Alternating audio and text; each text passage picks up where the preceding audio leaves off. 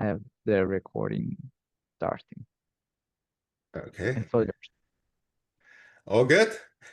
Good morning, afternoon, evening, whatever, wherever you are. How are you doing? We're good? Yeah, good, thank you. Good, How are good. All you? right. All's good. Okay, pleasure reconnecting with all of you.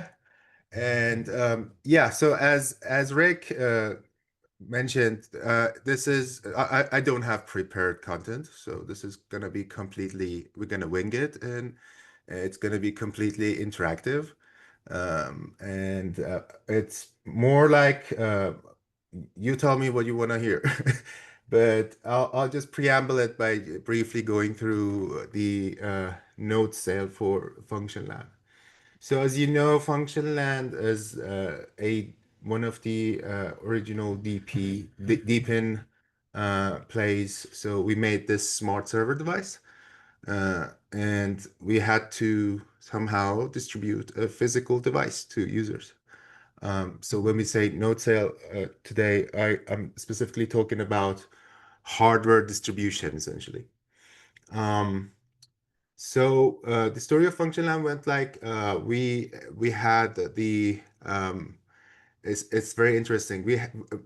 I knew what a Raspberry Pi was when we decided that we want to do a like the whole device. So um, I came up with the design of the first design of this device myself. Like I paired up with someone who could do CAD, and we created a version of the first FX Blocks device that looked really like a radiator. It was nothing.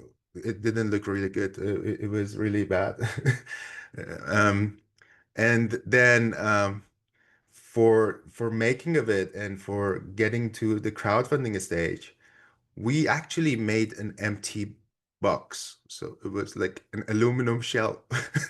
So what was on the original video of the crowdfunding wasn't this fully fleshed device, was instead this aluminum box that we CNC'd at Toronto Pearson Airport here.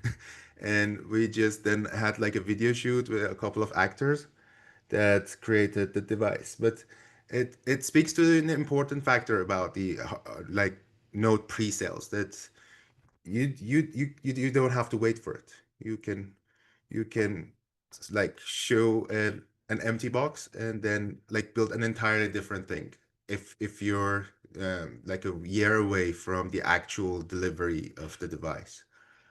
And another thing that happened was since we were very inexperienced, uh, we uh, uh, we hired a contractor that essentially overtook all two things really. And it was like, to us, it was like a black box. He said like, oh, I'll deliver you a successful crowdfunding campaign. Whereas the reality of it was he only did two things: shot the video. So we did the storyboarding. Every single word in that video is like the script that we made together as a team, but then they just directed it. Uh, and then ads. So that's the big thing that you need to do, is this phase of a node sale, a pre-sale, however form of the sale you take, that's called a pre-launch. So if you have a sale upcoming, like 90% of your time should go 3 months at least, 4 months at least prior to that launch date, should go into this thing called pre-launch. And pre-launch is essentially, you create a web page where you sign up users before the actual sale happens. And then you put ads on platforms that work for your target audience. Since we were targeting Web2 cloud storage audience, our platforms were the ones that yielded the most signups. Were Instagram and Google Ads. We tried YouTube. We didn't get any signups from YouTube. But very interestingly, unknown to us, Facebook. I thought like Facebook was a ghost town, but apparently not. Like we got a lot of signups from Facebook, which is really interesting. But essentially, that was the whole lead up of to the Functionland node sale that we had when with the moment that the campaign went live, we had 15,000 people signed up through that page that we've created. So this is very, very important that you don't cold start a campaign. You enter that pre-launch phase and you give it your all, and then you line up your buyers because that very, very first opening day and even like minutes are crucial to the success of the whole campaign. And it's called campaign like deservedly. It's like a presidential campaign. You you need to go and shout at, I'm selling this node, everyone. And if you can knock on the doors, but you can be more clever, and especially now that we have agents, just recruit an army of agents to get everyone to know about this sale happening. But the most important thing is locking in those signups and then having those emails sent to them. Oh, 24 hours remaining. We're going live in 1 hour, 5 minutes, one, two, three, go. So that's building up to that moment of launch is very crucial. We actually went one step further than just ads. We've been grooming our Telegram community for like a year. It was just like the very first day that we started, it was just Ehsan and me in the group and our friends. Then we organically added friends of our friends, but then we connected to more crypto enthusiast people, and we started like growing that group from the 20 initially, which was like Ehsan and me and our friends, to um, I think 900 at the time that the Indiegogo campaign went up. And you can think of it that we've been brainwashing these people. Like the time that campaign went live, people were like, make a fair launch. Don't pull tricks on us. And we didn't, because it was like Indiegogo. They didn't know, but it was so funny when some people like got their device.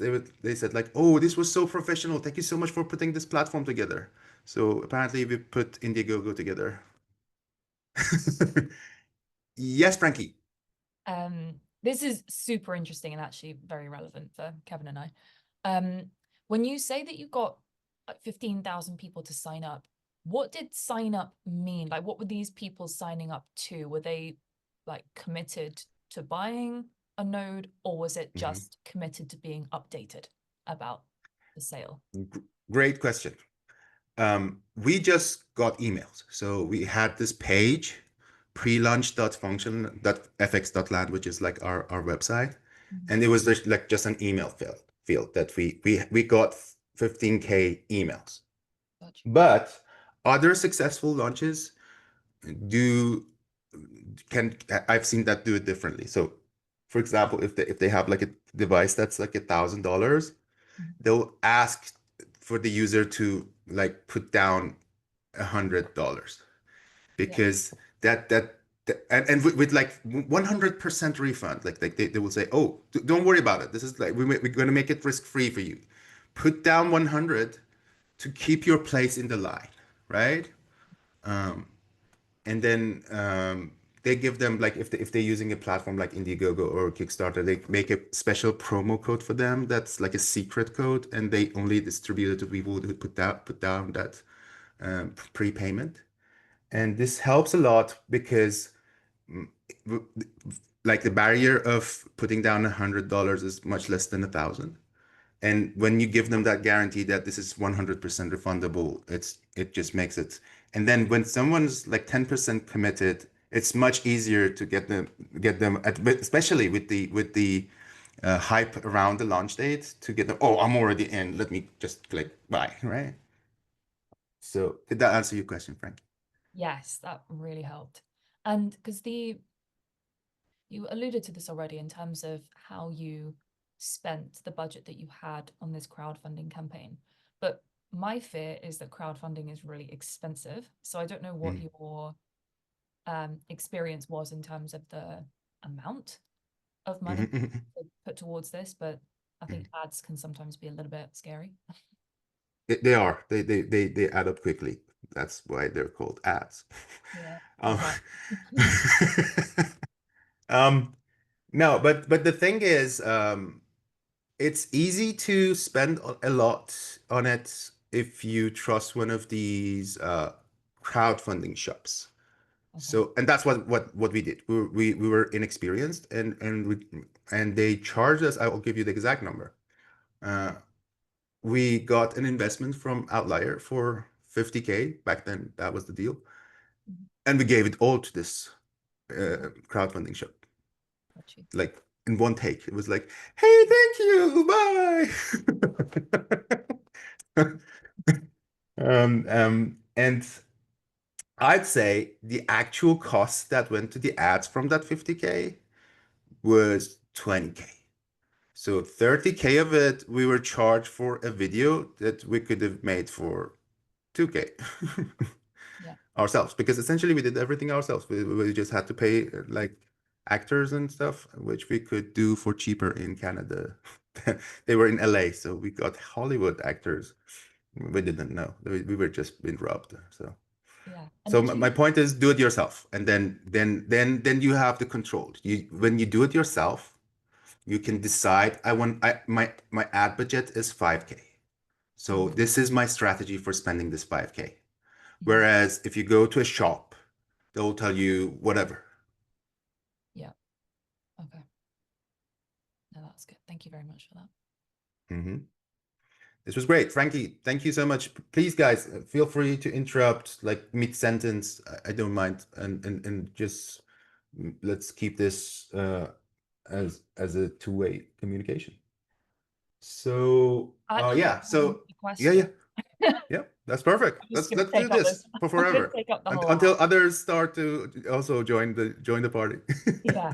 So with the first products that you had, the first nodes, was it, again, what was your experience with shipping them all out? And was it done in phases, or was it all done in one go?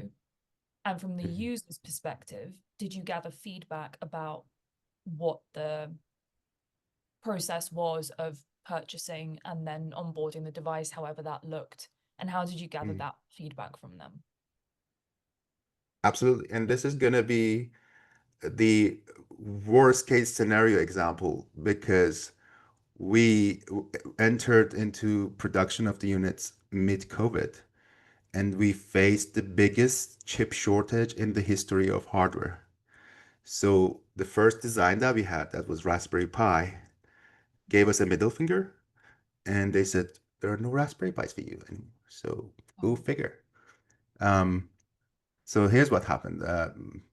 We didn't get feedback, we got shit back, which is like users just saying, you promised November you'll deliver. So we had, I think, it was March that we went live on the crowdfunding campaign, and on the crowdfunding campaign side, we said that on the Indiegogo, we said it will be shipped by November. We delivered 1.5 years later. And during this whole time, it was every single day disaster management, because it wasn't feedback. Like, we didn't need to gather feedback. We would receive death threats in email.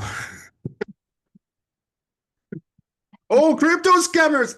It's so funny because when our crowdfunding campaign went live, we were the hype of the day, because it was so Bitcoin just had its peak for that cycle. It was like on the downturn, but it wasn't still clear that we are entering bear market. So our crowdfunding campaign like really shined in the Web2 space. We named the product Box because it was a box. And then, for example, Box.com, which is like a cloud provider, threatened to sue us. That's the bad the good is CTO of Dell, the office of CTO, got a meeting with us. Every Western Digital, Seagate, they got meetings with us. We signed NDAs, and for that reason, I cannot say what else we discussed. But if you have that flashy moment, to whatever degree, depending, it's easy to quantify. So, for example, as soon as you go above 200K, 300K raised in a crowdfunding, you enter like big people's radar. Yeah, so that's how good. What would you, sorry, I think I lost my train of thought. What would you want to specifically get to? Well, it actually, as you were losing your train of thought, it actually made me think of another question. You got aboard another train. Good. Let's do that. I did, and I'm happy to do so. But it's the split between the Web 2 and Web 3 community, because you've made it pretty clear that you had a Telegram community, and that was how you were disseminating information about your product. I'm guessing in a more specific, you were talking about more specific Web3 based things, crypto based things in that channel. I'm assuming you didn't do that on the Web2 platforms. So, like you were talking about Instagram, Facebook, Google Ads. Were they very Web2 looking? Or did they talk about, did they use decentralized? Did they use words like blockchain? Yeah. So the first 200 people in our Telegram were crypto friendly. So because they were organic through our network, they were looking, they were like crypto enthusiasts, those types of people. The rest of them, up to the 800 or so that were there until the crowdfunding day, they actually came from the ads. So some of them were crypto friendly because they saw the ad on Web2 platforms, on Instagram, Facebook, other places. But they were crypto people and they thought, oh, miner. This is a miner. I want a miner. So I would say the composition of the people at the end was 60-70% of the group were crypto people, crypto native. Rest were Web2 people. Okay. Yeah. Good. Oh, and I got where I was going with the train. So at the very end of the crowdfunding campaign, the day that it ended, so we had all this great meetings with Dell and Seagate and Western Digital and everyone. We were happy. Oh, we're gonna right away after this campaign open an investment round because we have everything. We have NDAs with these big companies. That very day, Luna crashed. So I don't know if you recall what happened to crypto that day, and like in a span of a week, we went from euphoric bull market to depths of bear market, like unbelievable. Like I remember before that, like Mt. Gox hacked, like many other stuff that happened prior, but this Luna going to zero was the quickest flash crash of like an entire industry that we witnessed. Even now, so we haven't had the crash like that in this cycle, but we may have one. We'll see. Anyhow, that crashed 3 months or 4 months after FTX also rug pulled like everyone, and FTX was American, so like the whole industry was scammers. I'm telling you this because around this time, it's November, it's the time that we were supposed to deliver. We actually were hit by chip shortages, but every backer thought, oh, Sam Bankman-Fried looks like that looks similar to Kayvon and Esson. Those guys are the same because they are crypto. So that's the kind of trust. I'm saying that uh, even when the worst of the worst happens, you can survive it and come out of the other door. To your earlier question, Frankie, like how did you get the feedback? How did you handle it? Did you actually deliver on time? Shit, like Murphy's Law will like just appear every day. Oh, this could go wrong. You didn't know it could go wrong this much. Get that. So looking back, would you have crowdfunded? Would you have done it again if you could go back to that moment in time? With my experience right now, oh, I would have crushed it. I would have like Functionland's crowdfunding raised 500K, and Okay. actually let's make this a segue to sharing the screen. You see my screen now? Yeah. Right. So it's funny. I'm in Canada. It doesn't show US amount, or does it? Well, this is 500 something. Yeah, it does. If I hold on it, yeah. So 512 US Mhm. is 512K US is what we raised. And then And if oh, I do it today, if I yeah. get aboard the time machine and do it again now with my knowledge, Mhm. I reckon with that configuration, I would make 2 million this time around. Really? Over what time period was this raised? So you have control over these in crowdfunding platforms. So what we did, we tried to follow the best practices because we had this crowdfunding shop person who was like the ultimate advisor, Mhm. Robert. Uh, and I think we did it 2.5 months. You can calculate it exactly. We opened on March and then Luna crashed. So I think it's 2 or 3 months, but this is like you can ask ChatGPT exactly how many days that is. Was 1st of March of that year to Luna crash. Rick, please. If you would do it again, would you do it in Indiegogo? What do you think about platform? What was your experience? Um, Today, yes, I would do it on a Web 2 platform because um, you get the brand that these people have made over the years for free, right? There are countless crowdfunding platforms on Web3, but then all the building of the trust and getting people to trust to enter their credit card in this unknown brand, that's on you. And that's a lower convergence rate for you. Like if this person A would come and sign up if they would have seen Indiegogo, they wouldn't if they see I don't know, India come.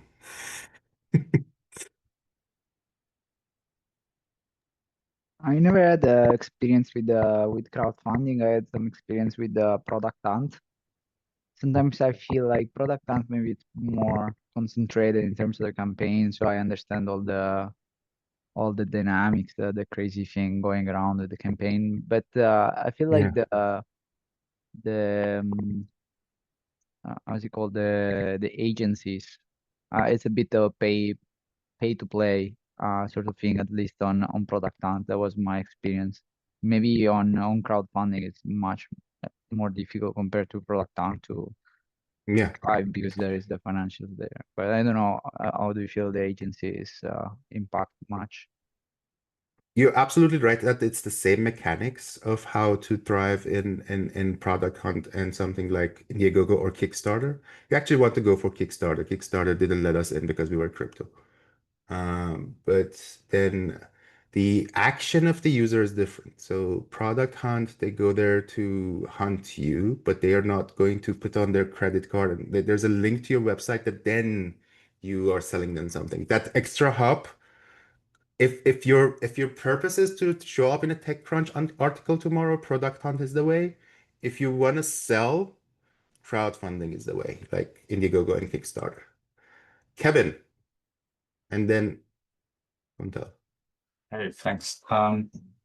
You mentioned that you created sort of a box for the campaign, which is an empty box. But my question is, when you deliver the product and it doesn't look anything like the one in the videos, is that going to be a problem, or people just kind of expecting that to happen? Yeah. So I don't know if these two pictures are uh, big enough on your end to see. So this is how it looked. The thing that I see and see it in airport in Toronto. what I shipped looked like this. Or later in the like actual like final videos, we actually fixed it too. But yeah, that's actually the great perk of crowdfunding. You're relieved from a lot of regulations that you would have otherwise had to face. So for example, as just as you said, you can show a goose in the crowdfunding video and then I don't know, sell a canary at the actual end. Doesn't matter. It's expected because this is the premise of a crowdfunding is that you are taking an idea and you want to take that idea to production. And these people are not buyers. This is very important. This has been our savior many times when we receive those death threats or like lawyer threat emails. These clauses of crowdfunding were our savior. Like people who pay this money are backers. They are not buyers. They're supporters. And the amount that they pay are for something called a perk. So many crowdfunding campaigns, especially hardware ones, manage to even raise much more than Functionland does. But after 5 years, we'll send an I'm sorry card as the perk. And they're legally fine because at the at the time that people sign up in these platforms, they like check at terms that term and condition box that says I know what I'm getting into, and there is a 70% chance that when I back a project, I will receive nothing. And this extends to everything. So, for example, there are many certifications that you need for a hardware product to sell on like Amazon or any big shop, right? You need to be certified.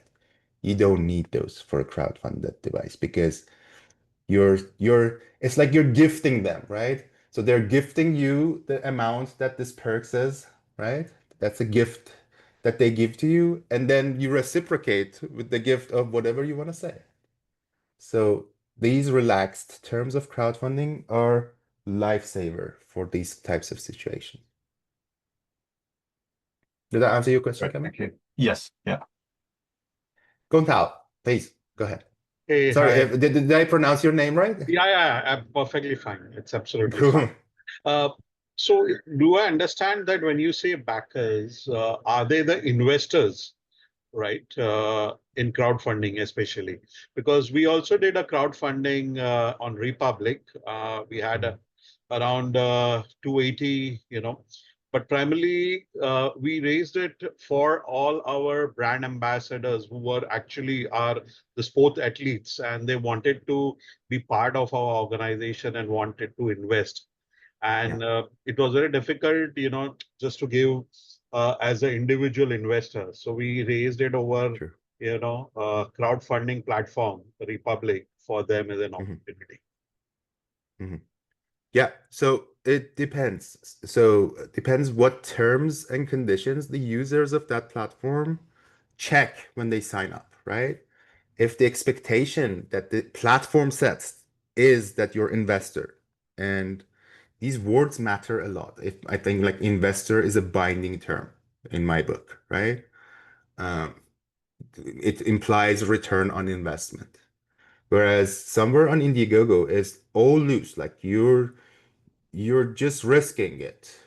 It's written in specific terms when you sign up, when you create an account on Indiegogo, that it's very highly likely that you will get nothing, and you're a backer, and you're supporting this project. You are not buying goods. You're hoping that maybe this people will someday ship something. So it depends on Republic's term is my point.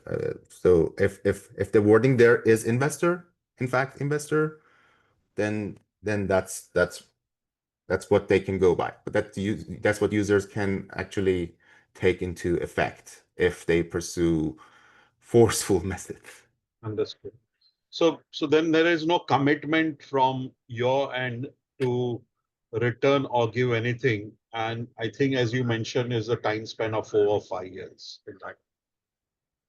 So no, so again, each year is different. So this is what those crowdfunding shops will know this is the data that they have. Oh, this year campaigns that promise to deliver in 3 months are the most successful. But you can also ask Reddit or ChatGPT and you will get that data. So it's different year by year and it's a flavor of a day, but it will come down to a number any given time that it's best that you promise to deliver in 3 months this year.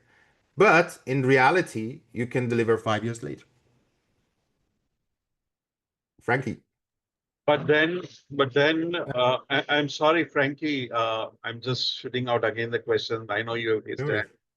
But then, aren't they going in that campaign an agreement between the company and those individuals? When you say that there would be some returns in 3 months, but then you give them after X number of years, isn't it any a breach of any legal terms or compliances? No. So because the terms of crowdfunding platforms are so loose, unless you commit a crime against yourself and put bullet points here that, oh, we commit legally to deliver to you by 3 months. If you don't shoot yourself in the foot, the platform has very loose terms. It's designed for this type of situation. 70%, something like that, of crowdfunding campaigns never deliver. That's the fact. Oh, interesting. Thank you. No worries. Frankie.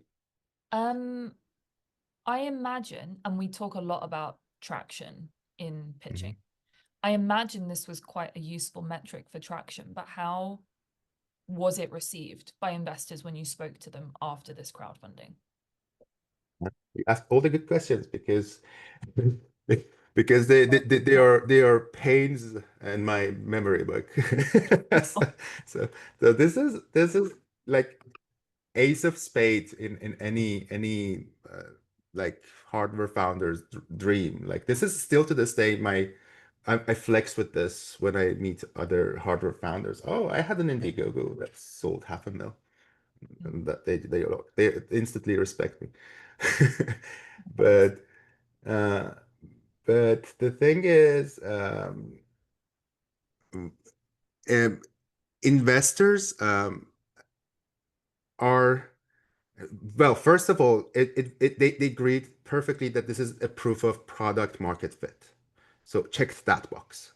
Oh, they have concrete record that they sold the actual thing and the people put their hands in their pocket to pay for it. So check that box immediately. But then traction.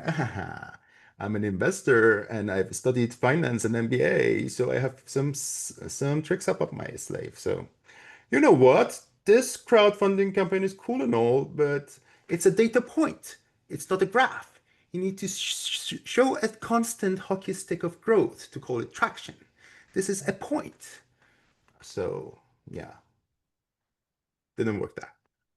So then what would you do in that situation to show the constant momentum? Because presumably you switch from crowdfunding to Normal D2C sale. or B2C sales. So Mhm. what did you flip to after the crowdfunding in order to maintain that momentum? Oh, we flipped to Shed because Luna happened. So Oh. that's what happened to us specifically. But yeah, no, but what happened is we transitioned to Shopify. So we opened shop. Yeah. So we started selling these on our Shopify. This is our website, fx.land, and this is the same device. We started selling it there. But again, since I'm always the worst case example of your questions, what happened was we didn't make any meaningful graphs continuing, especially. So that became our doom. Oh, you sold 500,000 in 3 months. I expect you to now sell 500,000 every month. Got it. So it became our doom.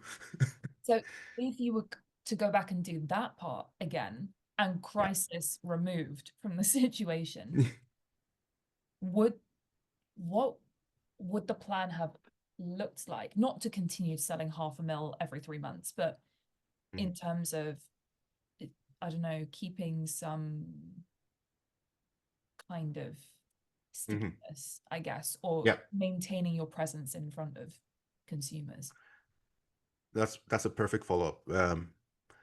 This hyped campaigns that you run for presidency like this have a side effect of propping you up the charts in many ways. So I remember we were like in like we were ranked thousand or something, or even below at 1,000 at one point on Crunchbase. Oh, That's really competitive. Like, yeah. and it was just due to essentially us spending all that ad money and being ranked higher in Crunchbase, right? So your keyword that is still is maintain. Your job becomes maintaining that momentum that you've built up with all that hard work and continuing. It will fall, but unless a Luna or some other catastrophe happens, you will be able to maintain it to some degree, and then that becomes a, a department in your company. It should be an ongoing activity that you keep on pushing and allocating resources to keep that momentum to however much the environment allows at the time. Mhm. So the keyword is keep. You need to be mindful of not losing it, Yeah. because when you lose it, like we did due to Luna, we never ever got those types of anywhere near that type of momentum ever again. Yeah. So just cross your fingers, basically. Yeah, so there is like not cross plan. Like And yeah. the day that crowdfunding ends, I Mm. have I have from proceeds of that crowdfunding or my VC money, this amount reserved for continued ads that this time around lead to my Shopify pre-order. Although the crowdfunding can, or Indiegogo has something I think called on demand, that when your crowdfunding is like campaign is finished, you can still sell it, but it's like not campaign anymore, so you can charge other prices, other perks. But have that point of sale active and resources allocated to it to keep that momentum. Loss of that momentum is irreversible many times. Yeah. And with this, was it and again, it didn't necessarily pan out like this, regardless of what your plan was because of the catastrophe. But would it have been that there was one kind of phase of delivery of the crowdfunding product, and then if you were to switch over to Shopify, would you do another phase, or would you just do a constant stream of shipments at that stage? I guess it's difficult to know because with manufacturing, you need to make sure you've got enough in store. You can always say sold out, but if it says sold out all the time, then that's not great. You need to keep your message and your bullet points and your terms consistent. So if you transition to Shopify right after the crowdfunding, put bullet points that are very similar to Indiegogo, or that doesn't bind you to immediately shipping. It gives you the same freedom that you had until then. And as when you feel comfortable that you can change those terms and like more like push the price and change the terms. Yeah. Okay. That's good to know. Cool. All right. With that, I can show you some graphs. Maybe that could be useful. So campaign insights. What does it have? I've not logged in here for over a year, so I'm gonna be as surprised as you are at what I see. All right. So, oh, look at that. So it tells me, for example, this is one of the things when the campaign. So, oh, this is a good thing to tell you. The campaign has a U shape in the amount raised. So in the first 5 minutes, I think, yeah, we sold 20K or 30K. Oh, is that my hand raised? Because I won't raise my hand. Okay, I don't know how to turn it off. Okay. So in the first 10 minutes that the crowdfunding campaign went live, we raised 20K or 30K. Another thing was we knew that we at least want to raise like 50K, otherwise we not even break even with with what we spent on the ad. But we set the goal to 5K. So you can say, what's my goal from this crowdfunding? We set it to 5K. And then when we actually at the end we raised 500K, it says we've 1000% exceeded our goal, which is a shiny metric that people would buy for no reason. It's completely made up. We deliberately set it to 5K. So first thing is to make the campaign successful in any case, in the worst case scenario, and then just to have that percentage be inflated artificially.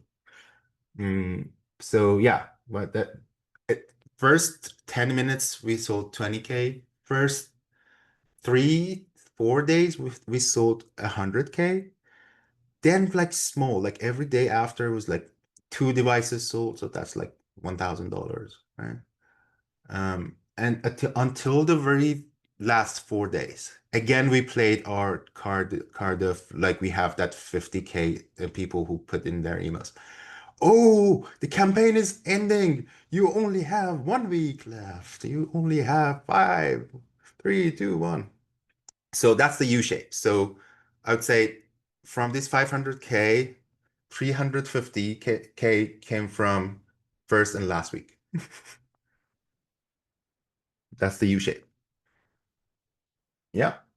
28% comes from Indiegogo. This means that when you make that initial U shape go high, then you get platform perks. So we became something called GoGo Pick.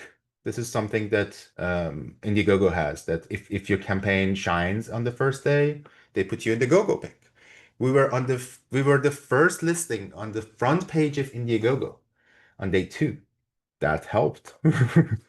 And this is why it says 28% comes from Indiegogo, because those things that Indiegogo ran, the GoGo picks, these are so you can claim that what does it amount to? 150K of the of our is just we've got it from the shining on Indiegogo.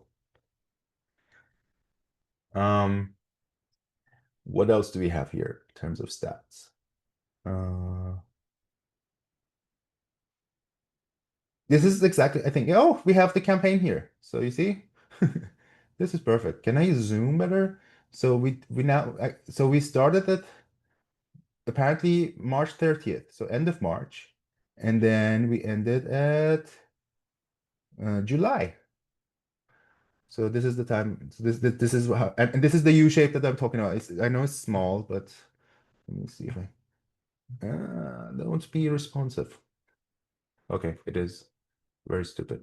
But this is the U shape that I was talking about. And as you can see, the U is like leaning toward the start, because we had a very successful start due to brainwashing, due to the very hardcore pre-launch campaign. But it's always going to be a U. And then all of that. And see, these are the sources. This is good. So these are essentially our own ads. So 170 people came directly jumping to the Indiegogo. These are like specifically people that we've signed up because they've had that link in the email and they jumped into Indiegogo directly. The rest, again, 60K campaigns that we ran on our own domain. 50K Google. These are ads. So here you can see what contributed to each. Less than 20K YouTube ads. Well, this cannot be right, because probably I know, because on the back end we would see that people clicked on, or unless it amounts to direct for some reason. So on the back end of Facebook, we could see that these people who've clicked, and Facebook would give us email, and you would see them that they've actually bought the device. So yeah, that's a bit of the distribution of And this is a good data. So Make America Great Again is the top consumer, will remain the top consumer for forever. So target Americans. Then I don't know why Canadians are very frugal, but apparently we did okay there. So this pie chart gives you a good chart. Like this is gonna be 70% similar between all crowdfunding campaigns ever. So this is where you want to target and how you want to target. And this is recorded, so if you wanted to then later on go revisit these pages, feel free to do so. I don't think there's more interesting. Yeah, the best insights are, yeah, that's the campaign insights. That's it. That's all I had to show. Let me stop share so I can lower my hand. Okay.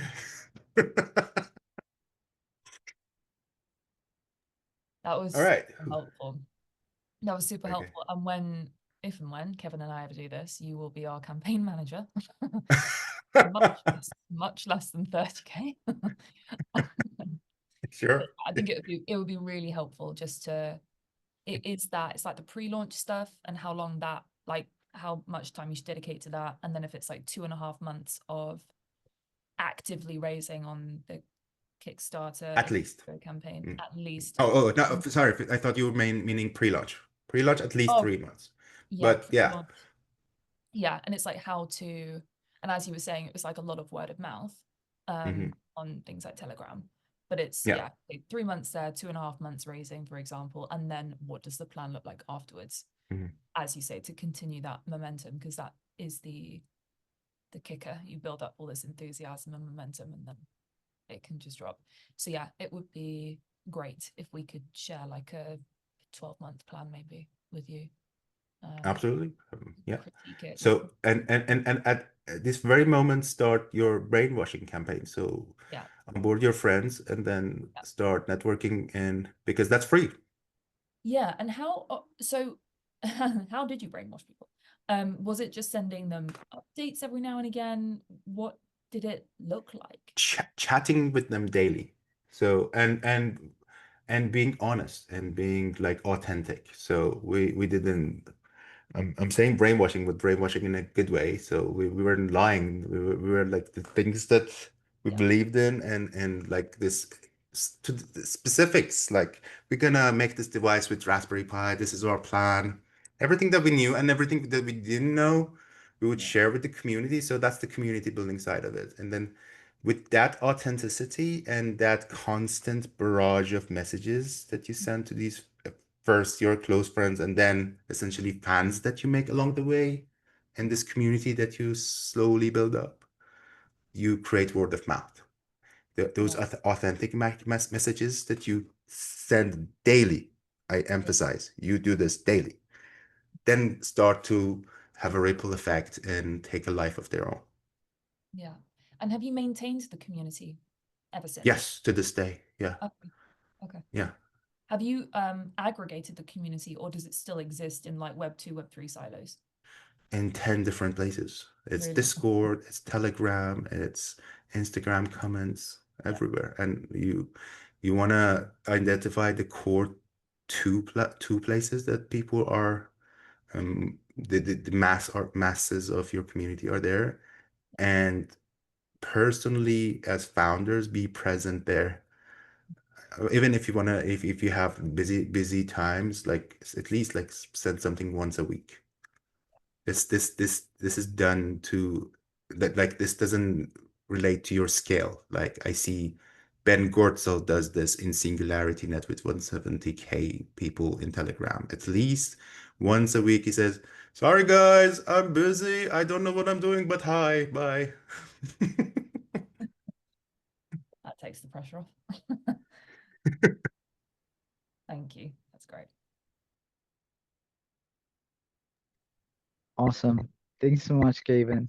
It was very insightful, different kind of workshop. I really enjoyed the format. Yeah, you were Uh, awesome. It's just like I was just answering questions and having fun with you. Yeah, this is also super relevant because I know Ira is looking into it. I think Frank from Skyax is looking into it. So it's good to hear it, to learn from the behind the scene, from the mistakes, for what went right. So that's really valuable. Thanks so much. Cheers. Thanks for having me, and I wish you guys all the best. And yeah, pick me if you when you are amidst action, more questions. I would help as much as I can. Thank you, Thank you everyone. very much. Thank you. Thank you. Bye, guys. Bye. Thank you.